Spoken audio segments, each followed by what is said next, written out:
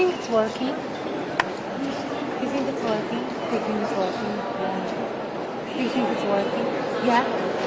I couldn't hear because we would have to do mic check. So, you see it working, right? Yeah.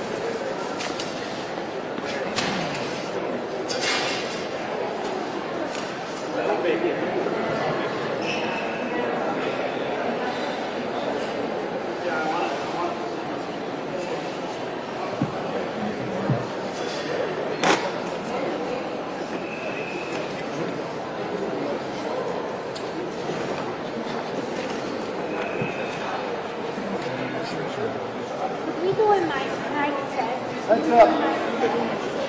Drop, boys. Want to do it now? Mic check. Controller right there. Hey everybody, thank you for coming out today. I'm here with Nick Daniels, the president of the Air Traffic Controllers Union. I have a few of our air traffic controllers with us today. Oftentimes these guys are nameless and they're faceless, but they're the men and women who work in our towers to make sure that our flights are on time, that our flights aren't delayed, and your flights are safe. And so I wanted you to have a chance to see a few of the men and women who aren't getting paid today. The men and women who rely on the paychecks from the federal government to support their families, to pay their car payments, to pay their rent, to pay for gas in their vehicles, to get into work. It puts food on their table. Yesterday I had a controller who talked to me about his 9-year-old, 10-year-old daughter who made the traveling volleyball team. And as many of us know, it's an honor when your child makes the traveling team, but with that comes a cost. You have to pay to be part of that team. And he had to talk to his 9-year-old daughter about her not being able to join that team because he had to preserve and reserve his money because he thought that this day would come, the fact that he wasn't going to get paid for his work as an air traffic controller. It's those stories that are happening throughout our community that are having real impact on these controllers' lives. I've been clear to our air traffic controllers, they need to show up for work. They do really important work for our country and they need to show up. But I'm not going to lie to anybody to not say that they're not feeling the stress. The fact that they are working, and oftentimes they are head of households, they're the only income earners in their homes and they have families, and the fact that they're having a hard time paying their bills. And this is day one. And day two gets harder, day three is harder after that as expenses continue to roll. Many of our controllers can make it without this first paycheck. They've been in the job for 10, 15, 20 years. They plan for days like this. But we have a lot of new controllers who are still in training, that aren't at a high level in income, and they can't handle what's happening to them today. Those are the very people who have now looked for side jobs. You've heard the stories of controllers working at an Uber or a DoorDash, a controller who might go to a food bank to help make ends meet from this point to the point where they're going to get that paycheck. But I'll tell you this, almost every controller can't make it 2 paychecks. They can't make it without 2 paychecks. And so I think the message is clear. And again, I appreciate Nick and the controllers. They've sent a message, open up the government, end the shutdown. Figure out how you guys can negotiate. Have a conversation, but pay us in the interim. Make sure we get paid for the work that we provide to the American people. I'll just note that in the Senate, a bill came up that said, okay, let the shutdown continue, but there's critical staff, critical workforce that come into work every single day, like air traffic controllers. Those workers who are coming to work, let's have a bill that pays them for the work they do. And Democrats said no to that. So I think we're getting to the point of extremism, and it does beg the question for me, again, what are the Democrats fighting for? Let's fight for America. Let's not fight for health care for illegal immigrants, illegal aliens. I think that's a wrong approach. And listen, I spent almost 10 years in Congress. there are political differences. Those political differences are very real. And the way you resolve those differences is not taking hostages. It's actually opening up the government and having a conversation. What can we work out? What compromises can we make? But in shutdowns, there's no room for compromise.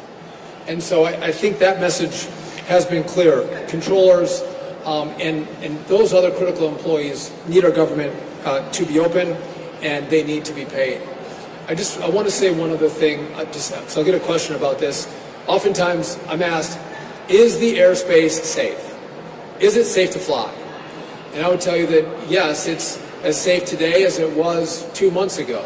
It's safe because we have great men and women who run our facilities that if they don't have the right staffing levels, or if there's distractions in towers, they will slow down the landings and departures in different airports across the country. And what that means for the American people is that means more delays, or that means more cancellations. We want you to travel on time. We want your flight to depart when scheduled and land when scheduled. We want that to happen. But the number one priority of the men and women who are with me here, or all men, no women, all men are with me today, but also the women in the towers, is they want you to be safe. And so if we have issues, we will slow it down. We will stop it. And so I don't want anyone to think that it's not safe. It's just that you may not be traveling on the schedule that you anticipated because of this government shutdown. And so, again, I couldn't be more honored to be here, who's become a very good friend. Nick Daniels, the president of NACA, we work very closely together. We don't always see eye to eye on every issue, but there's a lot of issues that we agree on, and we work really well together. And before I give it to Nick, I just want to say one last thing. I'm grateful for our controllers.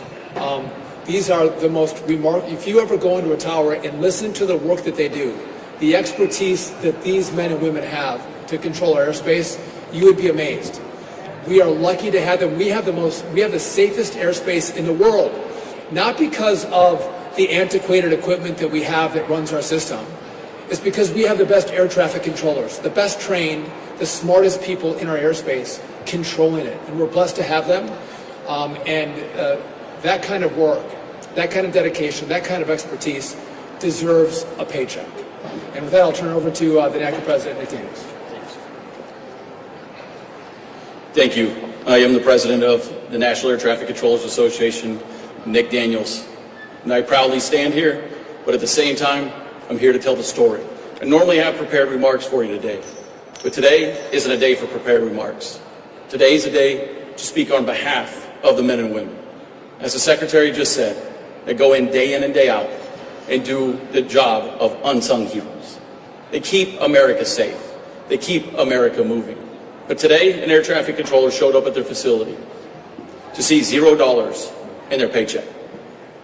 That air traffic controller just moved hundreds of miles from Oklahoma City after passing a grueling 4 months at Oklahoma City Academy, is at the lowest end of our pay scale, and has shown up to a job that pays them $0. They're trying to move in. They're trying to get set up on just even having a place of being able to put up for rent. And guess what's due in a few days? Rent for everybody. It's not the gas that they have to put in the car, the food that they have to put on the table. It's the stress that they now wear. This job is stressful enough. We go to work day in and day out and make thousands of decisions. We do it 5 days a week. Most of us actually do it 6. 5's hard enough, and we do it 6 and 10 hours a day. And now you add in the fact that we had a partial paycheck already, and we missed a full paycheck today. America's air traffic controllers are now having to focus on how do they put gas in the car, how do they take care of their children, how do they pay for child care. And as the Secretary said, that makes the system less safe. And then the only way to make it safe is to reduce the number of aircraft in it. Day in and day out, air traffic controllers have to have 100% of focus, 100% of the time. And I'm watching air traffic controllers go into work. I'm getting the stories. They're worried about paying for medicine for their daughter. I got a message from the controller that said, I'm running out of money, and if she doesn't get the medicine she needs, she dies. That's the end. So I'm going to either have to quit this job and take a different one instead of moving America's passengers through it or the cargo. Now I'm going to have to choose my family and my daughter. And that is nothing a parent should ever have to deal with, or especially the hardworking men and women that are federal employees across the entire system. But I could tell their stories all day. I could sit up here and tell you time and time again that they should never work a side job, that they should never get off a night shift and then go wait tables, and then go move the commerce and people through this airspace. But you can hear it from an air traffic controller yourself. I'll give you Joe Segreto out of N18. Joe. Thank you, Secretary Duffy and Nick. I'm going to echo a lot of what those two just said, but the pressure is real. Speaking on behalf of the air traffic controllers in the New York area, the most congested, complex airspace, arguably in the NAS, the pressure is real. We have people trying to keep these airplanes safe. We have trainees that are trying to learn a new job that is very fast-paced, very stressful, very complex, now having to worry about how they're going to pay bills. Just a story that happened to me yesterday. Somebody came to me and said, Joe, I have a question for you. I said, what's that? I need your advice. What am I to do? Do I put gas in my car? Do I put food on the table? My wife is out making money. We don't have money for daycare. What do I do? I didn't have the answers. I said, I will find out some resolve for you, but as of right now, I don't know what to tell you. But these are the real problems that air traffic controllers are dealing with on a daily basis.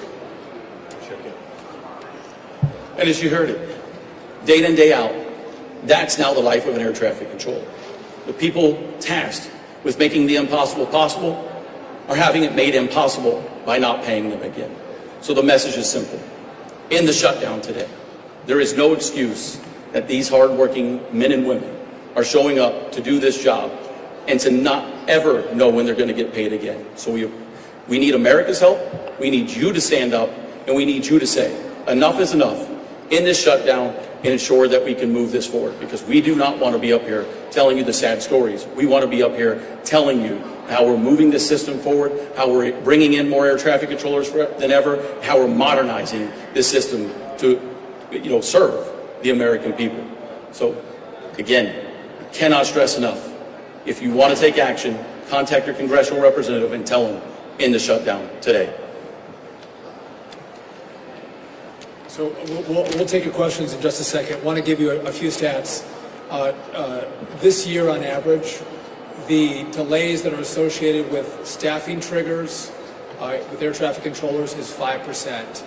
On Sunday, 44% of the delays were because of staffing shortages. Yesterday, that number was 24%. So we're seeing the numbers move day by day in its location to location. We saw in the last couple of days LAX. We saw Atlanta.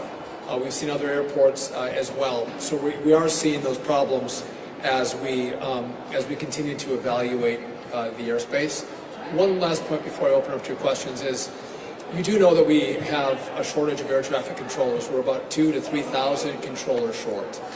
And we have a strategy together that we've worked on that is going to, I've used the term supercharged, but we are going to bring more of the best and brightest minds in America into our academy, to get them through the academy, to get them into towers, to get them certified and trained up. And the problem we're now seeing is we have young people in the academy that they actually get a stipend. We pay them a small amount of money so they can go to school and they can make ends meet. That money's about to run out. And we're seeing several of our students drop out of the academy. So instead of going in the right direction, where you want me to bring you more air traffic controllers so they have less stress and pressure on them because they have more resources available, human resources available to them, this shutdown is making it harder for me to do the work that is